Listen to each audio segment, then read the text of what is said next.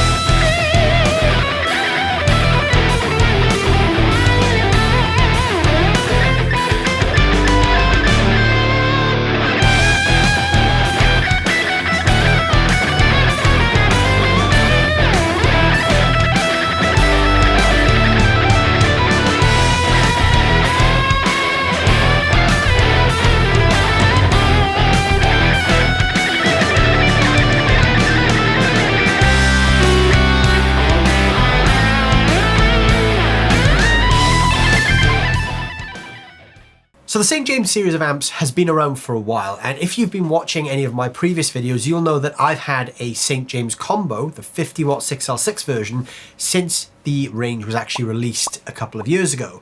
And to this day, that's actually my main touring amp. So I'm very much invested in the St James idea, the St James family of products. It's, for me, one of my favorite amps of all time. Now Blackstar have decided to put that into a 100-watt head format. So beside me, you see the 100-watt St James head, and it's on top of the 2x12 St James cabinet.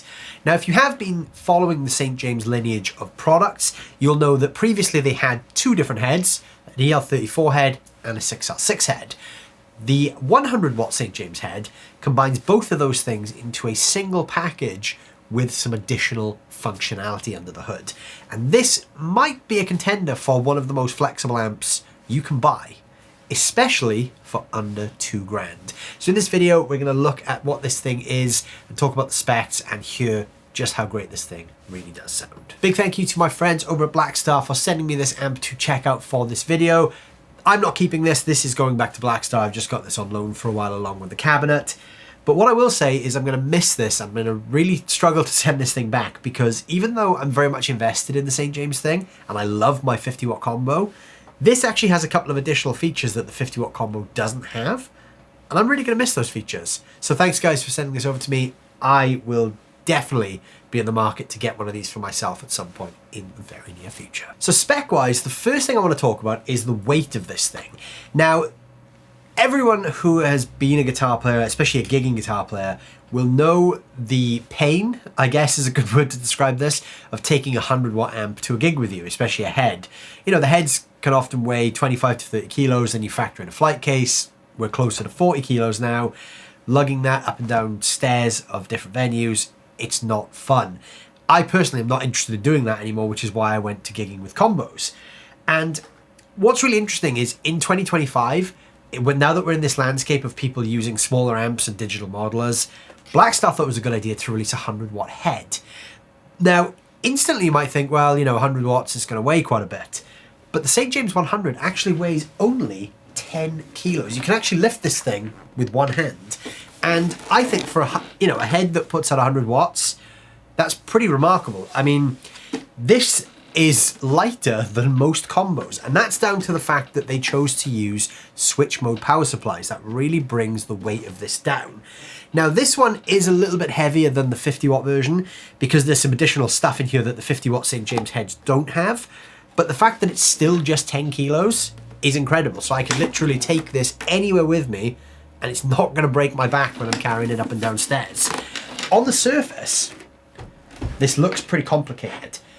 But what we have here on the front panel is a pretty intuitive way of dialing in a bunch of great tones. So this is actually 4 channels. We have the top row, which controls 2 channels, and the bottom row, which controls another 2 channels. So we have the clean channel, the crunch channel, then we have a shared 3-band EQ, presence, and a reverb. So the EQ, the presence, and reverb are for these 2 channels. Then on the bottom row, we have OD1, OD2, another 3-band EQ, which is shared between these 2 channels, a presence and a reverb, which is also shared between these 2 channels. And that's pretty much it. So think about it as 4 channels. Each pair of channels has shared EQ, reverb, and presence control. There's a little switch in between here which allows us to change between the channels, which we'll talk about in a moment, and a couple of other cool features on board. Even though this is a 100 watt head, we also have some power scaling options. So here we have the output section. We've got the master volume, and then we have the power control. So when this is set full, it's at 100%, which means the master volume will output the full range of the amp's power. We can actually scale this back all the way to 5%. So we're effectively turning this into pretty much a 5 watt amp. And then I'm going to turn the amp around now because there's also a couple of cool things on the back. So we've got speaker inputs. We have a power output here, which is actually used to run a 9-volt DC power to the cabinet, because this Blackstar logo here also lights up if you connect it to this power source here. So we've got our cabinet outputs, we've got a cut switch. Now this is a really cool feature that we will talk about in this video. On 0, this is pretty much transparent, and this only affects the outputs of the amp. So in other Blackstar amps, they've used components to basically craft how the output stage works. So what's really cool about the cut switch is this gives you a little bit of flexibility on how you tweak the overall high frequencies that come out of the speaker output. So in previous Blackstar amps, this is actually something that's been hard baked into the circuit. Blackstar have had their own idea of what kind of frequencies need to come out, and they've used components to basically hardwire that in. The St James 100 is the first time we actually have some control over that.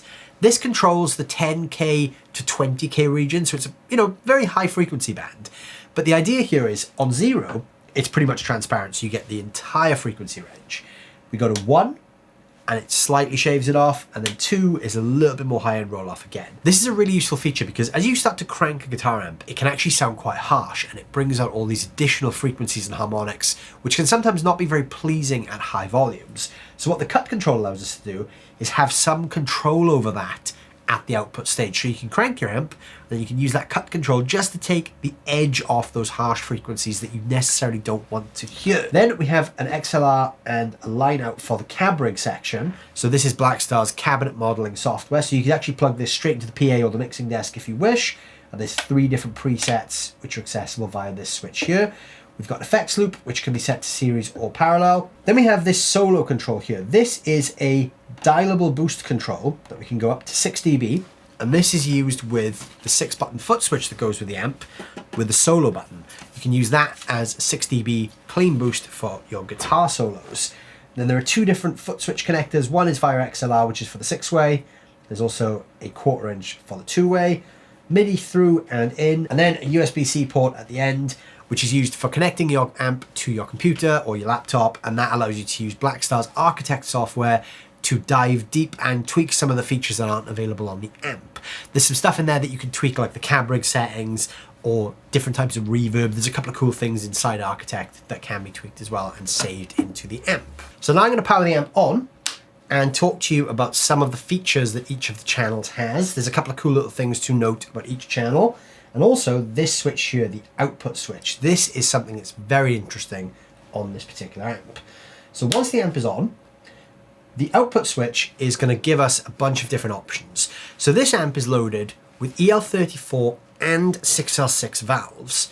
Now what this switch allows us to do is pick either the EL34 or 6L6 or combine the two. So this is a three-way switch. In the middle, it's on full mode. Full mode means we're getting both sets of valves, we're running at the full 100 watt peak, and we're using a pairing of EL34s and 6L6s. Then we have the option to go to half power, both up and down on this switch. Up takes it to half power with the outside valves, which is the EL34s.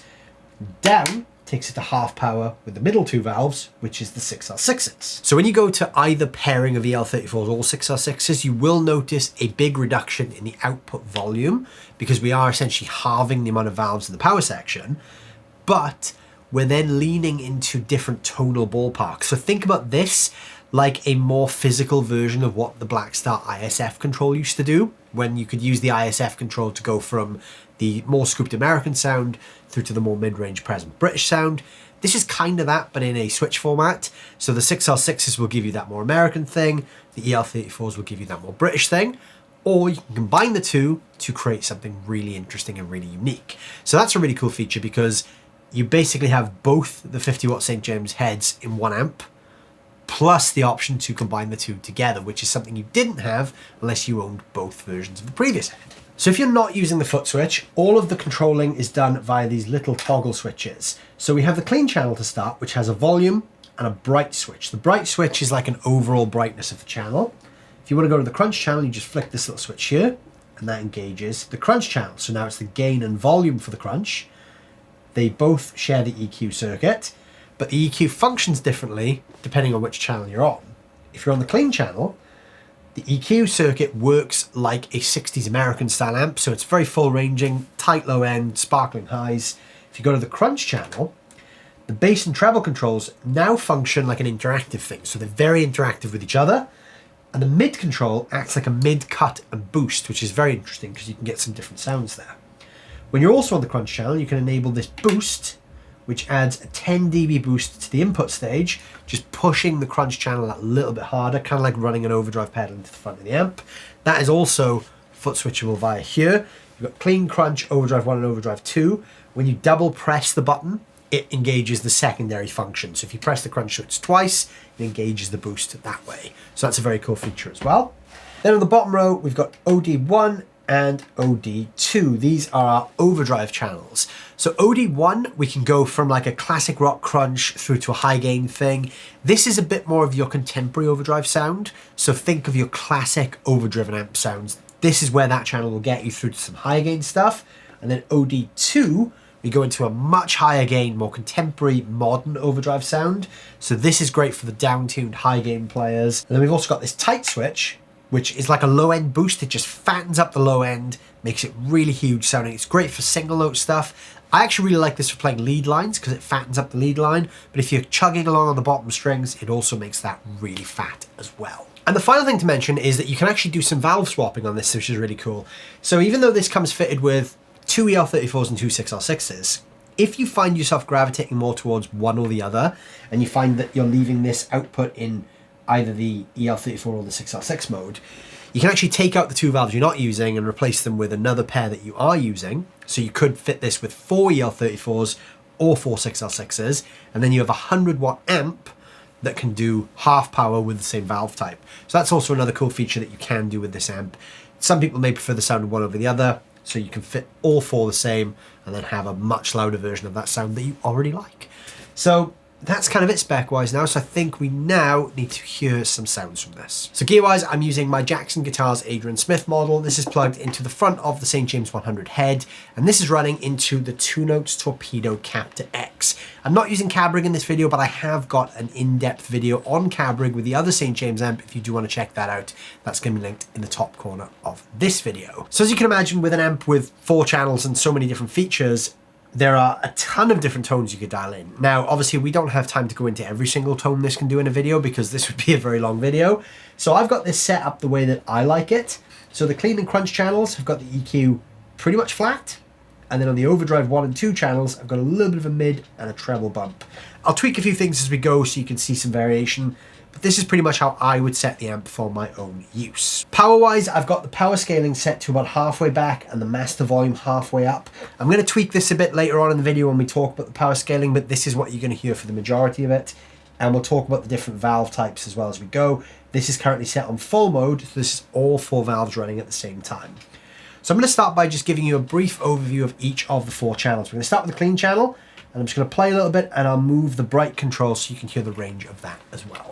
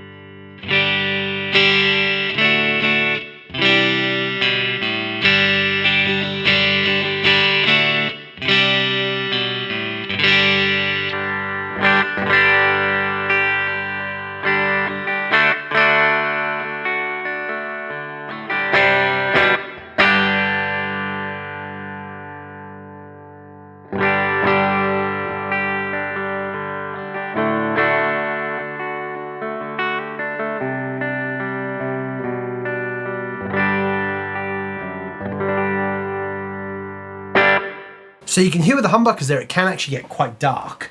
You can also push this into an overdrive as well, just by cranking that channel volume a bit.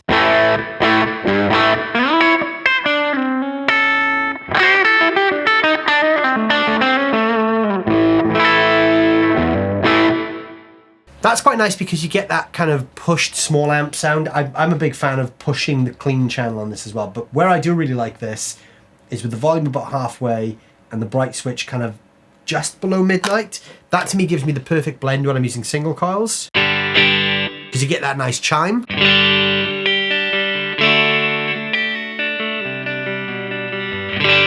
then when you go to a humbucker, it's kind of like an edge of breakup tone.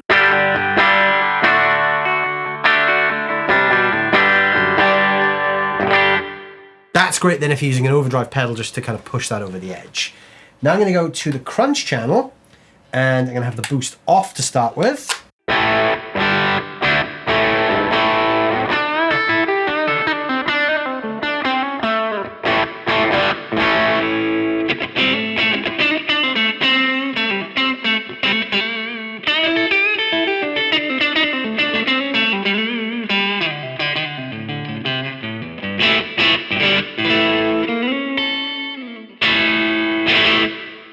Now that's a great crunch sound. I actually dial my EQs in because I use a lot of single coils, so I like that snappiness.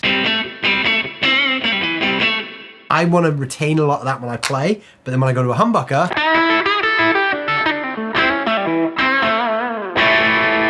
I like that breakup that you get from that. Now, you can push the gain on the crunch channel quite a bit more.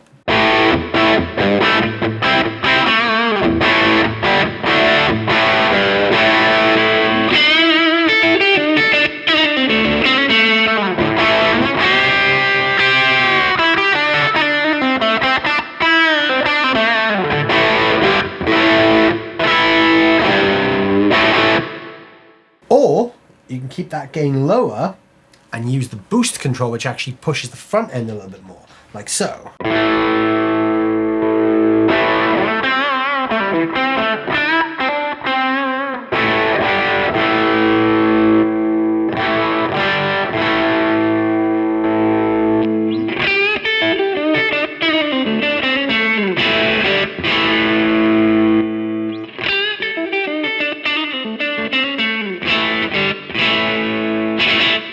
So the boost is a great way to get some additional overdrive textures.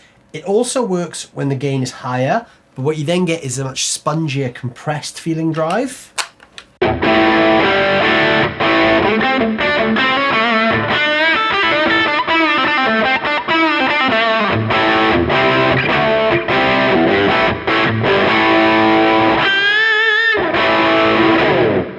It's still a great sounding drive. I actually really like the sound of the boost hitting a higher gain crunch channel. I personally always tend to leave this a little bit more dialed back, and I actually leave the boost on quite a lot of the time. I'm often looking for like a bluesy overdrive, so when I'm playing anything with humbuckers or single coils, it kind of gives me the best of both worlds. I'm a big fan of the crunch channel. Now, I mentioned that on the crunch channel, the EQ circuit works slightly different. So when you're on the clean channel, the EQ is pretty standard. It works the way that a typical amp EQ would work. On the crunch channel, the mid control is like a cut and boost, and the low and high controls, the bass and treble, are a lot more interactive. So if I'm playing with the EQ relatively flat like so, and I roll back the treble a little bit, it's actually going to increase the low end, not just dial some treble out. And the same is true if I go the other way and I dial out the low end.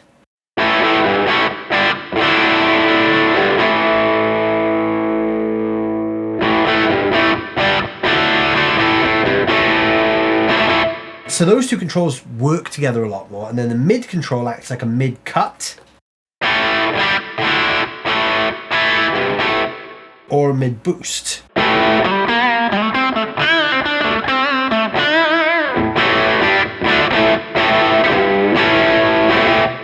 All the reverb you're hearing is coming from the shared reverb. For those, I've got that set on halfway, and the presence hasn't moved at all either. The presence obviously adds that additional top end.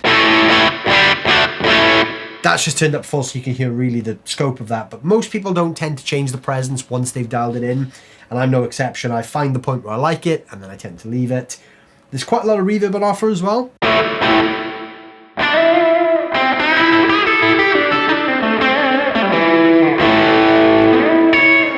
You can change a lot of the reverb settings as well inside the Architect software, so if you connect this via USB to your computer, you can dial in a bunch of different reverb sounds that way. So now we're going to go to the OD1 and OD2 channels. So this is starting out with OD1. This is your more contemporary overdrive. So think of this anywhere from like a lower classic rock kind of gain like this.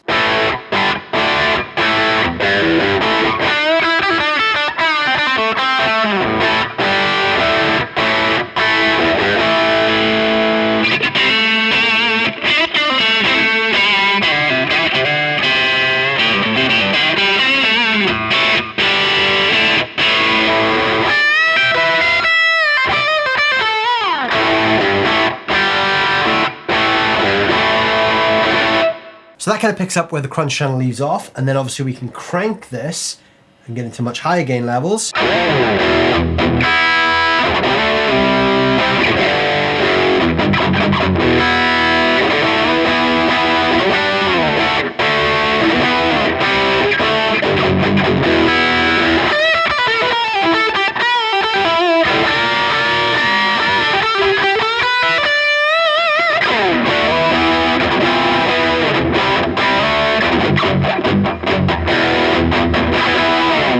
So that gets you into those kind of higher gain, classic rock, 80s metal kind of things.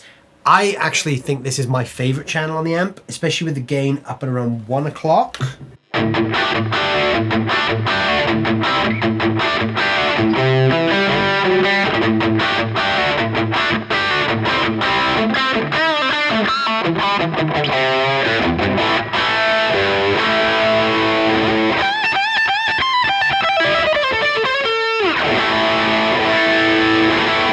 Then we're going to go over to OD2. This is the higher gain, much more contemporary modern sound.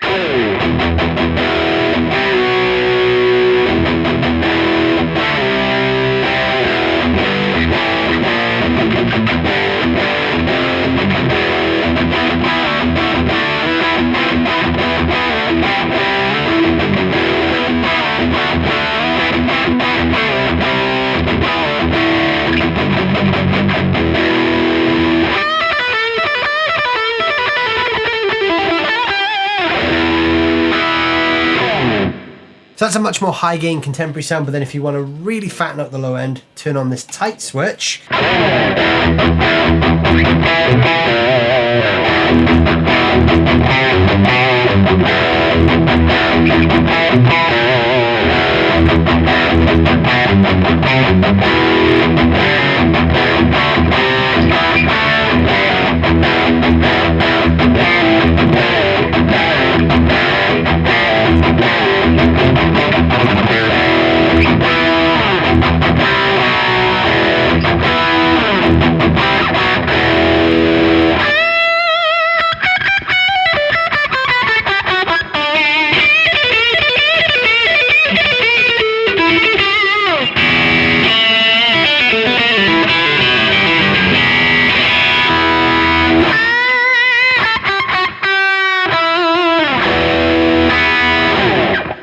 So even though that actually has a really huge bottom end, the tight switch actually slightly shaves some of the gain off because you get a cleaner, tighter sound.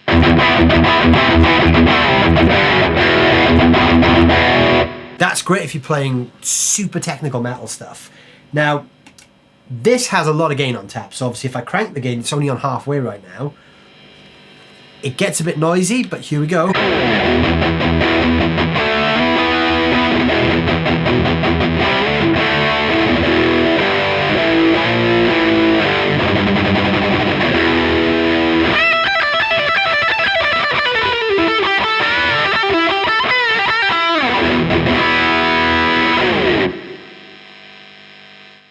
There's a lot of gain on tap there.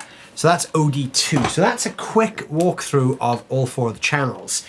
Now, we're going to talk about some of the different options you get by changing the valve types. So everything you've heard so far has been in full mode, which is the EL34s and the 6L6s combined. And we've had the power scaling on halfway. So I'm just on OD1 at the moment. So if I play, it's this tone, which is just a nice typical classic rock kind of overdrive sound. If I push this switch to the up position like so, I've now gone into half power mode, so it should be quieter.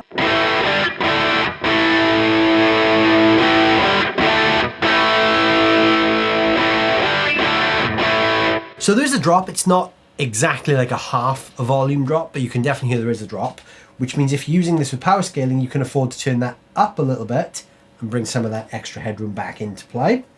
So this is the EL34 mode. So this is going to be a little bit more British sounding. That mid-range is going to be a bit more prominent. This is going to impact all the channels. So my clean channel is going to be a little bit warmer.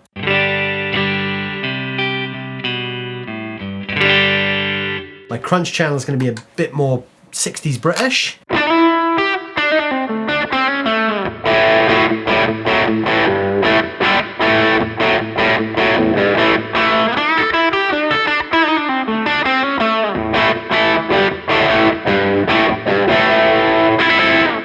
My OD1 channel is probably going to be a bit more like an 80s British amp.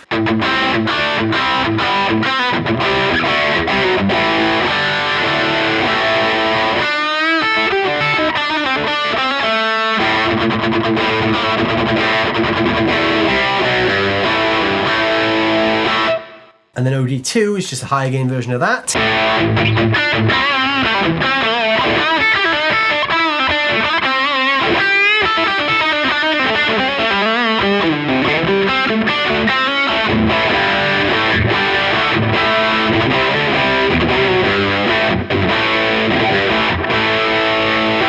That's a really great sound actually. I really like OD1 in the EL34 mode.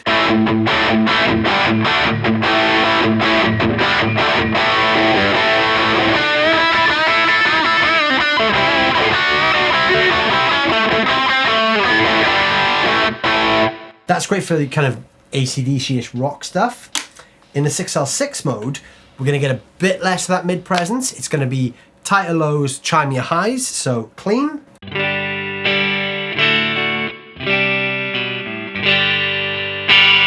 You can really hear the difference in the clean channels. If I go back to the EL34s.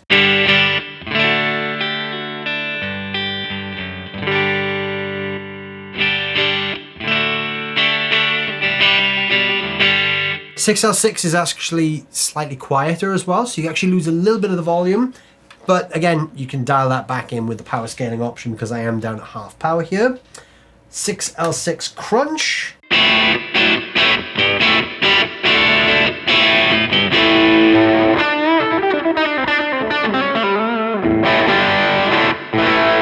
That's definitely a lot quieter. You can really hear the reduction there compared to...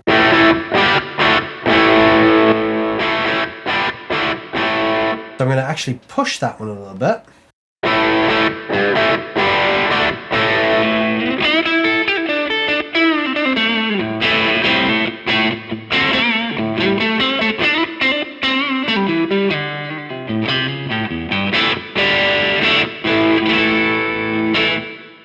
Then we've got 6L6 OD1. Now again, definitely quieter, so let's get a bit more volume. I'm actually going to turn the power scaling up.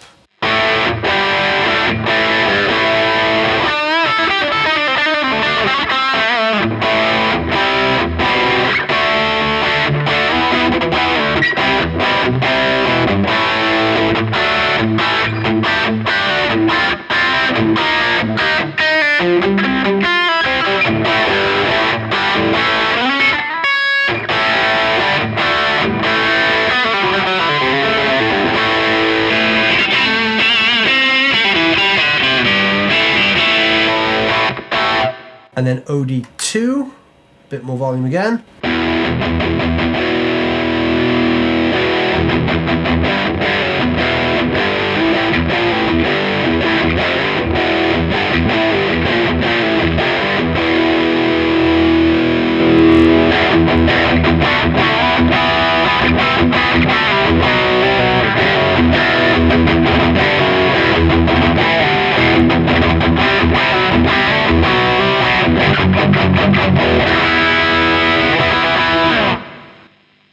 So there is a big difference actually between those two different individual valve types, as you can hear. You can really hear the difference when you go from EL34 to 6L6, and the combination of the two I think is actually my favorite.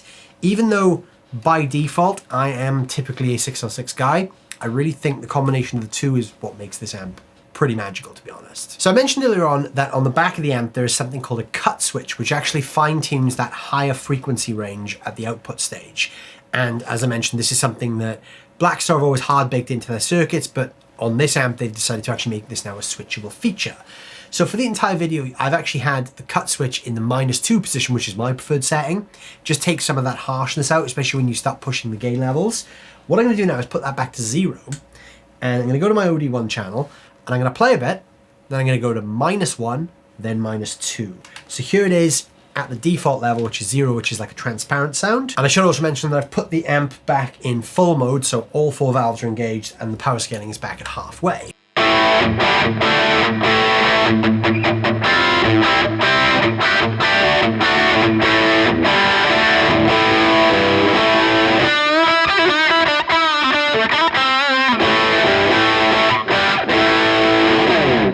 Now I'm going to go to -1. Listen to what it does to the top end. It's going to slightly bring the top end down.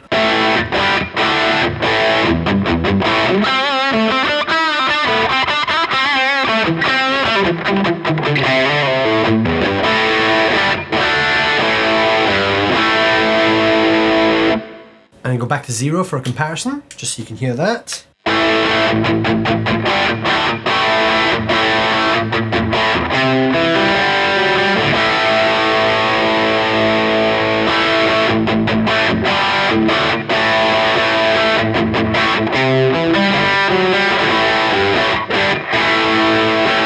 And I switched it back to -1 there.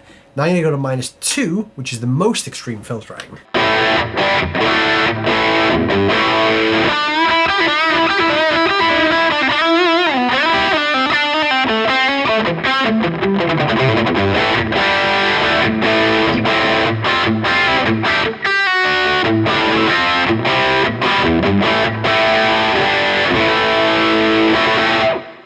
And now I'm just going to play, and I'm going to go through all 3 modes. So I'm going to go back to 0, then go to -1, then -2.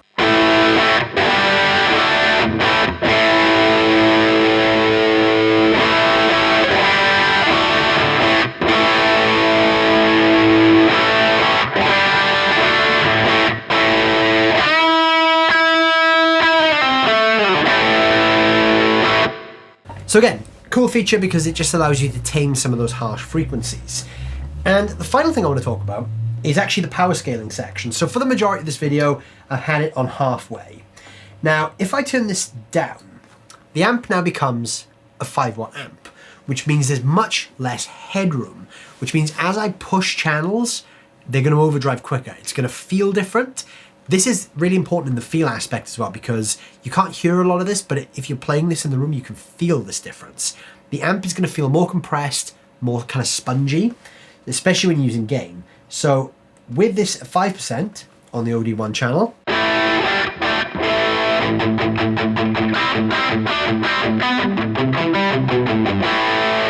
it has a big impact compared to halfway.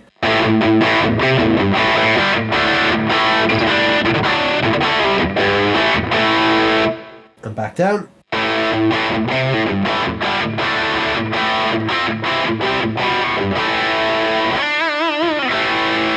This is really useful if you're playing at home or you're playing in a low volume gig and you really want to crank the amp and work the tubes, because it actually means you can push the master volume.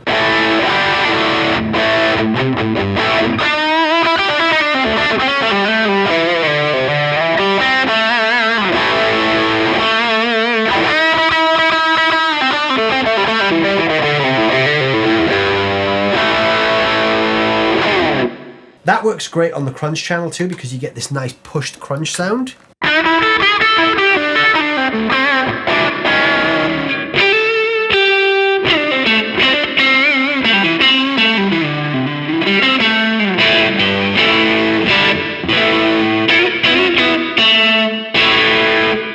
It does make the reverb super prominent as well, which I actually really like the sound of. I know that might not be to everyone's taste. When you play with the power scaling all the way down on the clean channel, this is going to affect you if you're a pedal guy, because what you've done now is you've drastically lowered the headroom of the amp. It's still going to be clean, but that headroom is not going to be there. So if you start digging in or play with a humbucker, you can hear we've already gone to break up there. Whereas if I bring the master down and I put this back up, it's much cleaner than this. So bear that in mind if you're a pedal guy. This is going to be very important. The higher the headroom, the more your pedals aren't going to compress the amp, unless of course that's what you're going for.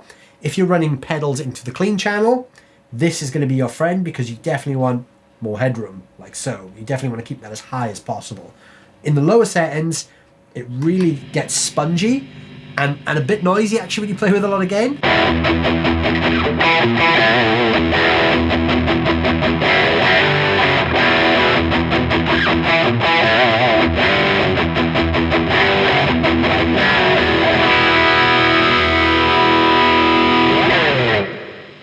That sponginess is really fun though, because it makes everything kind of feel a bit easier. Like if you're playing with a high gain sound with a super kind of spongy thing going on, I'm going to turn the tight switch off as well to bring that low end bloom in.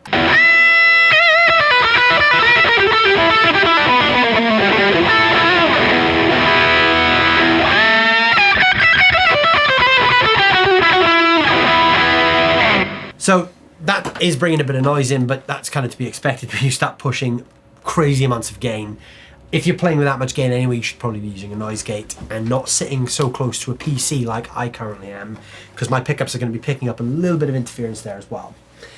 But yeah, I mean, there is a ton of features on this amp, and I really wish I could talk about every single feature and every single combination of things, but as you can imagine, we just don't have enough time. Otherwise, this would probably be a 6-hour video of us tweaking EQ settings.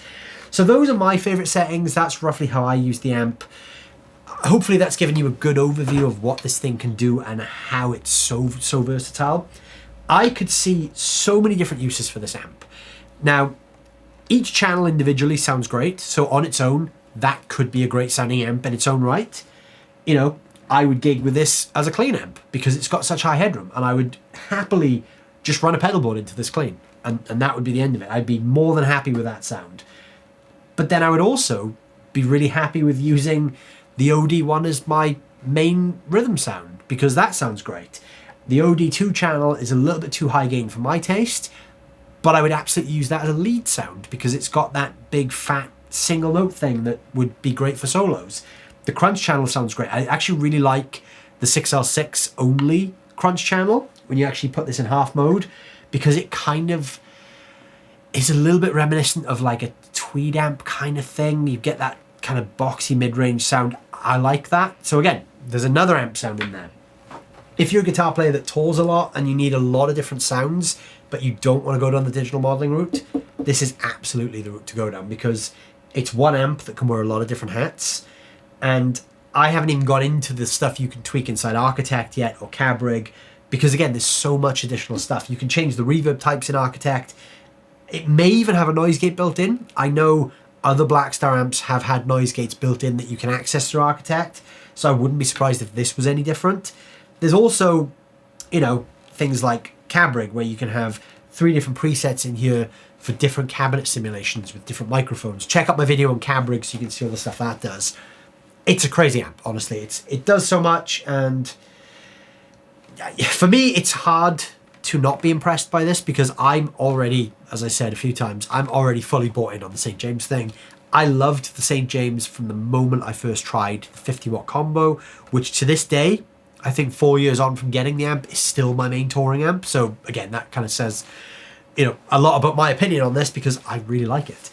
And I just think with the 100-watt head, they've really delivered here. They've bundled a bunch of other cool stuff in that the combo doesn't have. I love the option to switch between the tube types, and also combine the tube types. That's my favorite thing about this. The fact that I can combine those tube types and get sounds that I can't get from my combo. And that's the reason this is going to be very hard to send back. But yeah, there it is, the St James 100 head from Blackstar. If you've tried one of these, I'd love to hear your thoughts on it down below in the comments. Let me know what you're using it for, what your favorite sounds are. And a big thank you to the guys at Blackstar once again for loaning me this thing to check out.